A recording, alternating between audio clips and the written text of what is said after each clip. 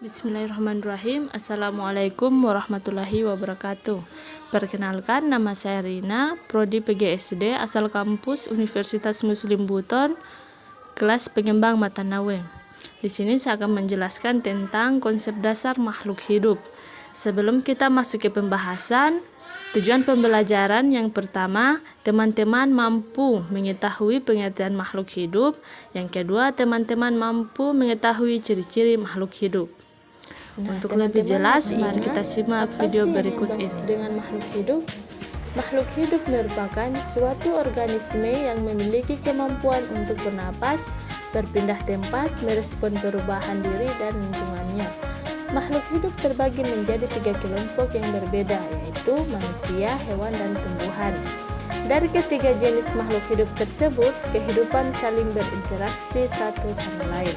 Contohnya manusia selalu membutuhkan makanan bersumber dari hewan dan tumbuhan, sementara hewan juga memakan hewan lain atau tumbuhan lain untuk bertahan hidup di lingkungannya.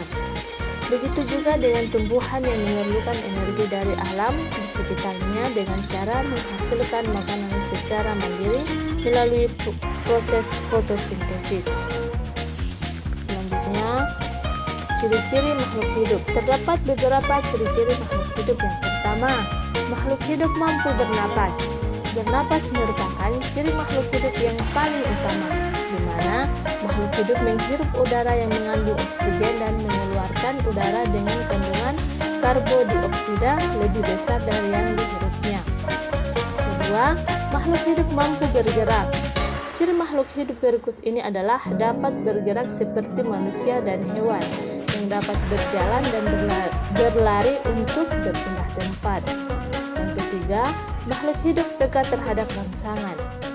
Makhluk hidup memiliki nervous system yang memungkinkan untuk merasakan perubahan pada lingkungan sekitarnya. Yang keempat, makhluk hidup membutuhkan makanan.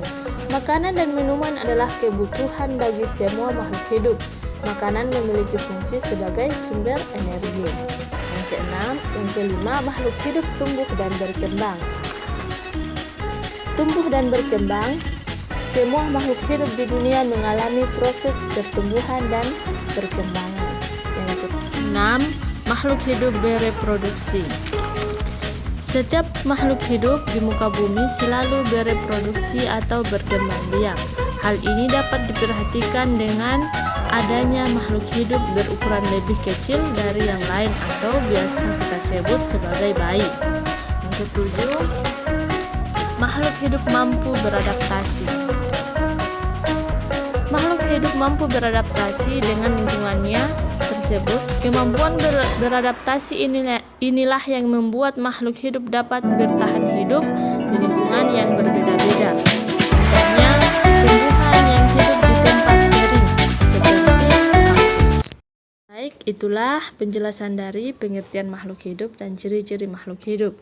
Semoga bermanfaat. Wassalamualaikum warahmatullahi wabarakatuh.